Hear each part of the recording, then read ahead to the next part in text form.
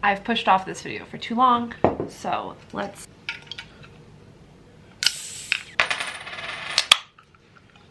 If you're a nail person, if you got long nails, let's Helen,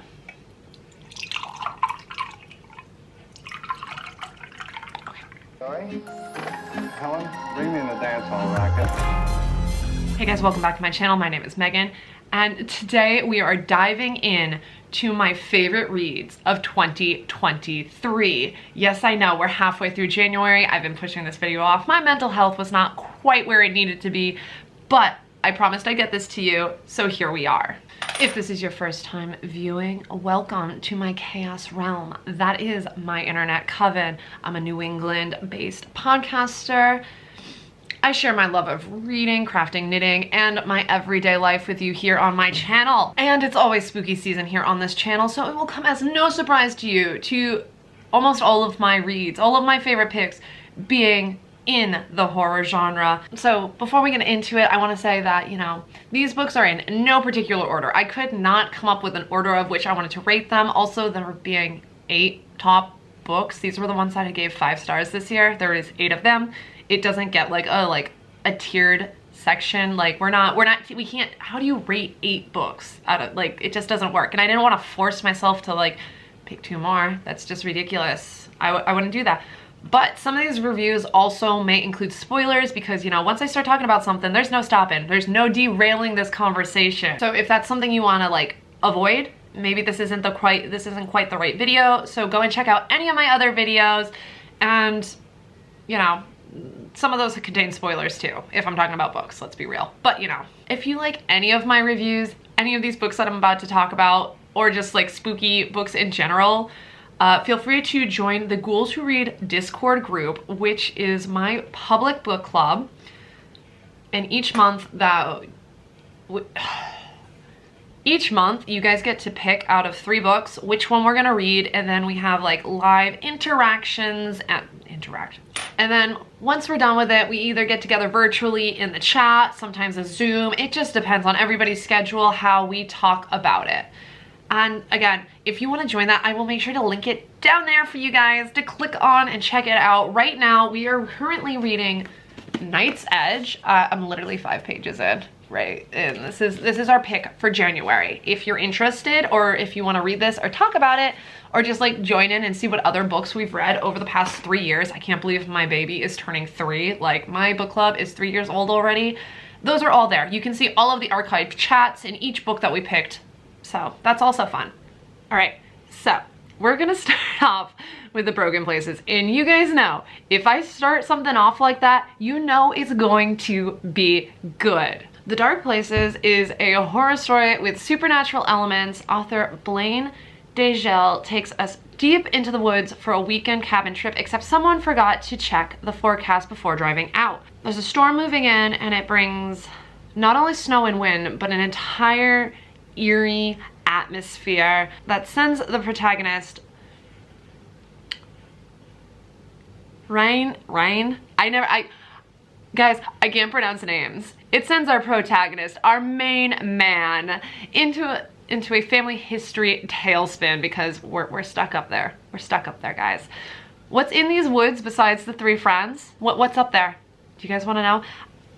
Because I know it had me. It had me right there. So this was hands down my first 5-star read, which I said.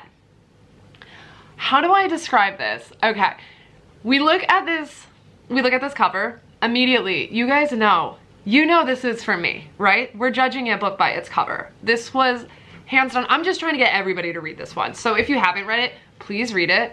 I thought, like, this author is going to be is must buy, like immediately buy. I saw his second book come out, A Dark Row, immediately bought it, like as soon as it, like, I could not handle, I loved the way these men work through their traumas together.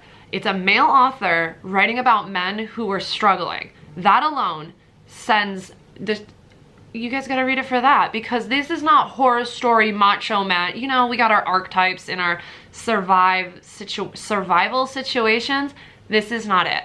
That is not it. We are working through in the most positive way. Oh my gosh, my throat gets dry when I've like, but also the atmosphere. You know, I love a good winter atmosphere. This is just like, you are isolated. Isolated terror in a winter storm with supernatural elements. So isolation alone, if done properly, in like the atmosphere is a vibe, which it is, will get you. But that all together, again, we're looking at this cover, if you know me, if you know me, you know exactly why this book is a 5-star for me. And I don't want to spoil it, because if I spoil it for you guys, I spoil it, and that's not the point. I want to share it with you. So if you haven't read this, please go and check out this book. All right, so we're moving on from there. We are going to talk about I Found Puppets Living in My Apartment Walls by Ben Farthing. So if you guys know anything about what's popular in like indie horror games, you're going to know that mascot horror games are really making a comeback. This book, from the cover, you're getting a little bit of Monsters Inc., a little bit of a Disney Channel original movie, Don't Look Under the Bed. And come on, this is just, for being 160 pages, this horror novella, just, it's a lot to take in. And it's, you might laugh at it and be like, what are you talking about? Like, this is absolutely ridiculous. I gave it 5 stars. It's another 5-star read, come on. And I am a very picky person. I am a very, very picky person when it comes to these things. So the basic premise is that Johnny's grandpa, Johnny is our main character, yeah, we got a basic name. His grandpa goes missing in the apartment he's living in, but not only is he missing, his apartment is where he was a puppeteer, and the apartment he lives in was the former set for it. So we've got like haunted house vibes meets Sesame Street. So what happens is that one of those nights that he's living in this apartment, he wakes up and notices that the main puppet that his grandfather puppeteers is staring at him through the closet door. I don't know about you guys, but like when I go to sometimes those like giant mascots that, you know, they have at theme parks, they get me. They're a little bit eerie, a little bit uncanny. So, you know, our Sesame Street Muppets, like deranged Beaker and Honeydew running around. So in order to find what happened to his missing grandfather, he follows that puppet into a labyrinth that would make Jareth the Goblin King so proud. Again, more Muppets, Jim Henson, just saying. How many references? Take a shot every time I make a Muppet or Jim Henson reference. So my opinion on this book was that it takes the sense of nostalgia. Like if you've played the game or you've watched anybody play through my friendly neighborhood, or Amanda's Adventures, where it takes those like very classic PBS style interacting shows and twists it so far from what is our happy childhood into something macabre. But this one also, it talks about that loss of nostalgia throughout as a theme. This book talks about loss and grief and having to accept the fact that you're never gonna relive in those happy moments. You're never gonna, no matter what you try, that happy Saturday morning eating your cereal, watching PBS is never gonna come back. You're never gonna be able to recreate that exact moment, and you have to accept that moment and appreciate for what it is while moving forward with what your life is. It's a tale of acceptance while being one of the most ridiculous horror books that I have ever read.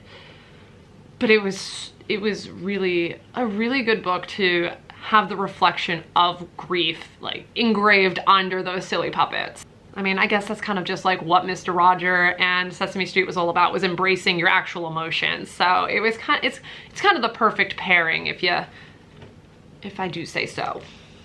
I also did see that he just came out with another book about something about Christmas tree lights, strangling or slithering up the streets. And I also need to read his other book. Again, I think this is, Ben Farthing is now going to be a must-buy author for me. I thought I had a tangible copy of this book, and I know it's on my bookshelf somewhere, but I gotta reorganize my bookshelf. So, once again, we will pop it up on here while we talk. We've had haunted woods, we've got creepy puppet monsters, but now we're gonna throw some Frankenstein zombies, some necromancy maybe, if I do say so, maybe, into the mix. I gave The Monsters of Eldon Haven by Jennifer Gearsprick 4 stars, maybe 4.5 stars. It was a high rating. This isn't 4.5, so we'll round it up to 5, okay? That's how math works. Girl math, book math, you know, we round up here, all right? Because I did say these were mostly 5-star reads. This was the 2019 Goodreads choice for best horror, and let me tell you, it really did live up to its hype. This is a queer LGBTQ plus representation story. It's like Frankenstein. We know Mary Shelley was the original mistress of horror, so we need to have that here. And even if this novella, again, another short one, because if you can make me have this high of a rating for a short book, you need to know that I have if it takes 400 pages to make your point, you're not cutting it. And even though this isn't a retelling of Frankenstein or anything, it's all there, and I'm here for this.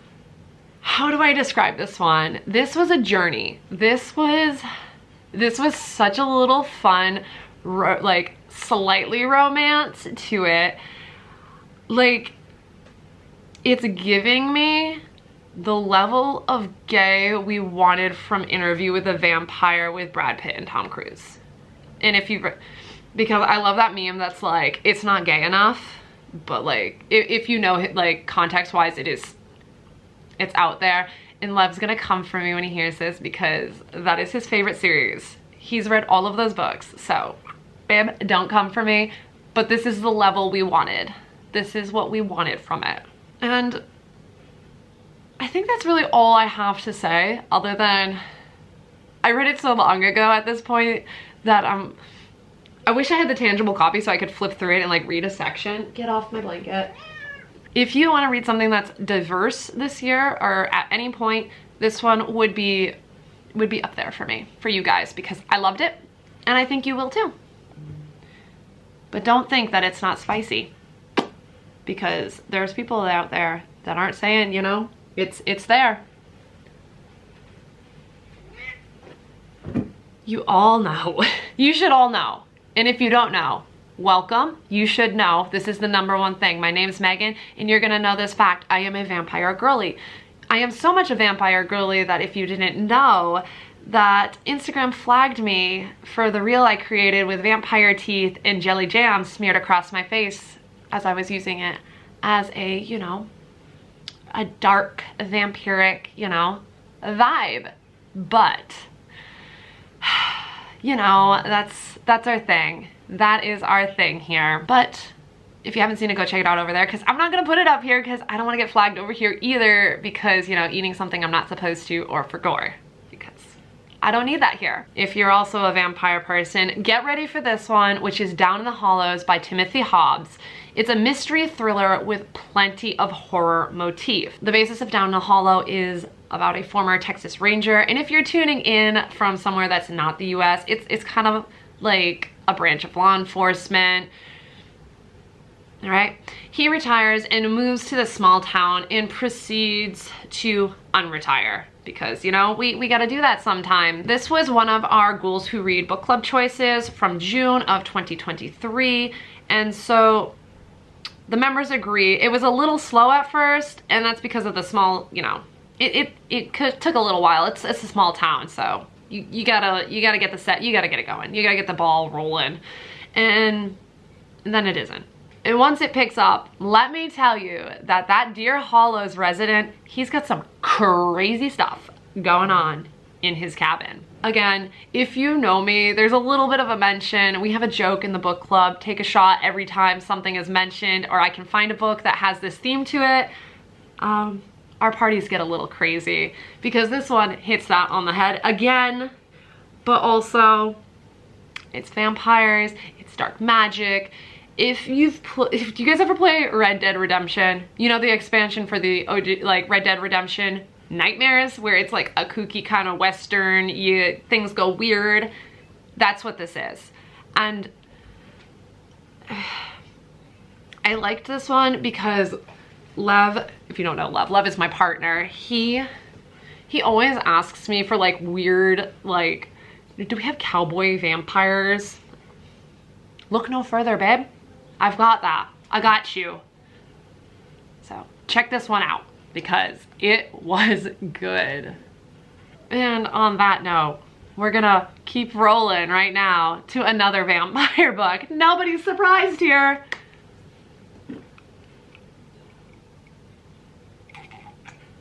The Twilight girlie likes her adult vampire books. Sorry. And this one was just chef's kiss. This one was so good. Vampires of El Notre. This is also another Ghouls Who Read book because we also read The Hacienda. And this was, I think, in September's. I believe this was September's pick, and it's the second book. No, it's not the second book. But again, we read The Hacienda by Isabel Canas, and that was her debut novel. And that was also a Ghouls favorite. Did we get a 5-star Ghouls rating here? I don't know. We gave these high ratings. It was nominated last year for the horror awards on Goodreads. And so obviously it's got horror, it's got fantasy, it's got romance, which are all green flag, and another green flag. It's also a historical fiction novel that takes place in 1840s Mexico and follows Nena and Nestor. Nena was attacked by something with sharp teeth.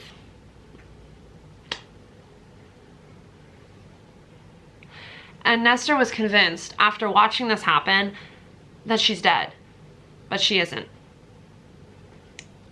But neither is the thing that attacked her.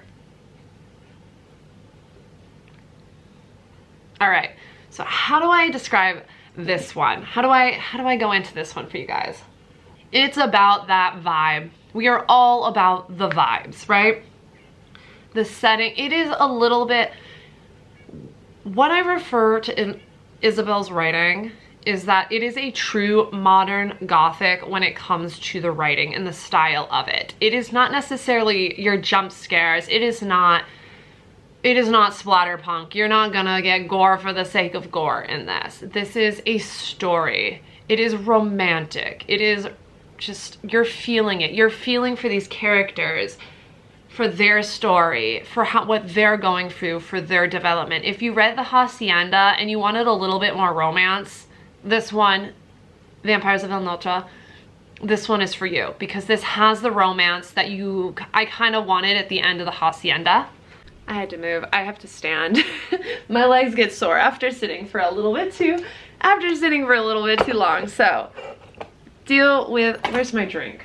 All right. So if you've been following over on my Instagram, you know there's kind of like this whole joke about like, as a target, I get all of these like Appalachian style horror books. And, you know, I don't know, it might have been The Exorcist House, which is the next book we're gonna talk about. And I don't know if this falls into that category, but it is horror and it does take place. Dallas, what have you done to me? Where did that accent come from? It's the theme. It does take place in West Virginia. No, there's no Mothman here. But just stick with me here, okay? Stick with me. If you can't deduct this from the title, there's supernatural elements. Nick Roberts is the author, and he drops us back to good old 1994, my birth year. And when this psychologist has a great idea, moving from Ohio to West Virginia, to this little farmhouse in West Virginia, may I say, and those home renovations, because we all want a good fixer-upper, right? We want to renovate. We want our perfect home. But you know, they weren't really like me. They're not really if the house is haunted kind of vibes. they definitely want it, that wasn't part of the deal, okay? During those home renovations, this family, they discover a secret room hidden in that basement. And you know what that back room was used for? It was used for exorcisms. I mean, it's in the title. I'm not spoiling anything for you guys. If you've watched if you watched this year's past Vlogmas, you'll know that we've been working on some renovations, including some of the space in our own basement. So while we're working in the basement, you know, I'm really glad after reading this book, the only thing that's hidden in our basement is the weird jar of pickles that has been there for I don't know how long. This book was such an emotional roller coaster for me. Again, here we go. It was the vibe. It also had some of the most like cringe-worthy descriptions of demons that I have ever read. Like this really like, I think it's really channeling like Seven, you know, what's in the box vibes. There's a very, it gave me the stomach pains in the worst way. I also read, this is technically a prequel to Antisma. I'll pop it up. I read this one afterwards, but The Exorcist House comes first, so it gives you the story that leads up to that one, which was really good. That one also, not in this mention, but it gives the stomach tension, the anxiety in a book that you can't put down in the best way possible. The sun is getting weird, so I'm like trying to decide if I need to move again or not. So while we're on the topic of spooky Appalachia, like, you know, let's talk about Brother by Anya Alborn. This one is pretty dark. It starts off with Michael Morrow and his family, and they do some like really kind of questionable activities, and those result in screams heard off in the woods. Michael doesn't want to be part of this family. He doesn't want to be part of that. He's trying to move on. He's trying to be a better person. He's trying to move into his own things, which, you know, includes falling in love, which he does until his brother sees it. Hence the title. And then things go. And then things start to get out of control once his brother knows what's up and what his ideas of what he wants to do with his life. All right. Where do I go? Because this is definitely gonna be a spoiler. Like, I can't not spoil this one. Oh my gosh, the light on my sweater is bothering me. Can you see the light that was just on me? This is why we had to move. It was moving onto me. How do I talk about Brother without giving you 100% spoilers? Because this is just all gonna be. Why are you on my blanket? We love a good backwoods cannibalistic hillbilly family. All right, sorry, spoilers. All right. How do I talk about this? I was talking about this in a members event for YouTube members. If you're not part of that, you guys, if you want to pay, we do lives. We have another book club in there. Anyways, I was talking about the last Anya Alborn book that I read. I just finished another one. I love, absolutely love how far she pushes family dynamics to the point of dysfunction. It is all about roles in like nature versus nurture in the weirdest ways possible. I did not see this twist. I did not see this twist coming, and I don't want to spoil that twist for you. But, if you're gonna read one of her books, this is the one. This is my favorite out of the ones that I've read. And I've read, I think, 4 at this point. This is my favorite out of all of them. It's giving me the Bakers in Resident Evil 7. If you guys have played video games, it's giving me the dinner scene in the intro of like the beginning of that game. If you guys know, you know, right? If you're my gaming buddies. All right. Like, I'm just thinking about it. I'm like, oh, yeah.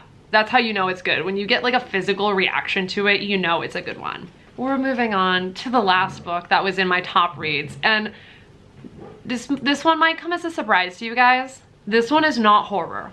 This is not horror, this is not spooky at all. This is also a middle grade book. So, bear with me. My last favorite read of last year was The Lost Year by Catherine Marsh. It was also 5 stars. This is a historical fiction that's actually like supposed to be for middle grade readers. So you guys, my kid, you know, sometimes I get books for him and I want to read them too. So this one was one of them. And if you guys know, or if you're in if you're in Ghouls Who Read, you'll know that I get a little iffy when timelines jump. And this one has the alternating timelines with the point of views changing throughout time. But this one was done so well and through the storytelling that it didn't hit that red flag for me this time. It was not confusing. It was smooth. It was like butter. And part of it is set in the 1930s. The other part is present day. Well, it's present day enough. Like, since, you know, it's published in 2023, but our main character is taking place during the pandemic. It's about his quarantine with his family. All right, so this one is actually based off of the author's family history during the, what was the word? I just looked it up. I'm either gonna say it wrong or I'm gonna say it wrong. Holodomor. Holodomor. Sorry if I'm getting it wrong. I'm also Ukrainian and I'm not up to snuff with my pronunciation. But this is the famine that it's specifically the famine from when it's specifically the famine that was in Soviet-controlled Ukraine during the 30s. I loved the dynamic of this book. So our main character is a little young, a middle grade boy, because it's a middle grade book, okay? I can't remember how old he was. It is a character, how old he was. But what happens is it's during the pandemic. He's living at home with his mother and his great-grandmother, his Gigi, if you will. That's what I called my great-grandmother, who passed away, who was also when I was pregnant with my son. He's in that room. That's why I pointed that way. And like, basically what happens is, you know, they're stuck inside. He can't do much because it's quarantine. She's a 100-year-old woman, and they don't want to get her sick. So what ends up happening is that his Gigi tells him this story, her history, and how she got to America. This story she's never told anybody before. Oh, I've got chills thinking about it again. Like, I literally just got goosebumps. This was heart-wrenching, even though in it being a middle grade book, you don't think it's gonna be that much, but it really was emotional to watch these isolated families in like different situations during different times and all of their perspectives and what they went through. Again, also my family's background, so I'm familiar with what the communists, the Red Famine, and all of that. But the way this was written, if you have kids, if you want, like, I don't want to say a light reading because it's middle grade, but if you want something that like touches on it and just feels very real, like this book feels real. This doesn't feel like it's a fictional story, even though it is a fictional story and it's based off of her family history. It feels real the way it's told because it's going through one pandemic and a different epidemic. It's just a lot. It made me cry. When I finished that book, I was crying.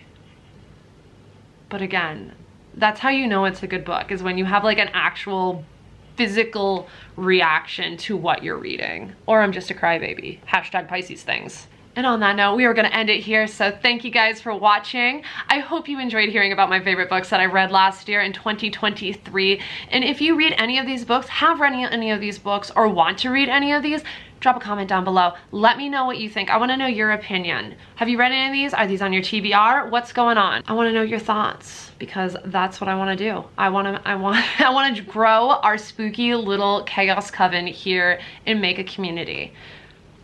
And make sure that you give this video a thumbs up, and make sure that you are subscribed for more book recs, game recs, knitting, lifestyle, my momming stuff, because if you haven't seen my kids yet, you certainly will. If you want to read along with us and enjoy any of, like, who knows, maybe you guys will be reading some of my favorite books. If you join Ghouls Who Read, that is also linked down below in the description for you to join the Discord group. That is where we run everything. And if you feel so inclined, please join the second or third tier of my membership here on YouTube, where you can join our elite special, our special book club. And right now, for the third tier members, we are running a nostalgia pizza party book challenge for my fellow 90s babies, because, you know, if you know Book It, you know, and we all want a pizza challenge. We all want a reading pizza challenge. Like, so if you like, we had a mini pizza party Monday. It was fantastic. And if you wanted to know how we did that, you're gonna have to join, because I'm not spilling any secrets for you guys. So I hope you guys have a great week. You tune in next time. I love you all. Bye-bye.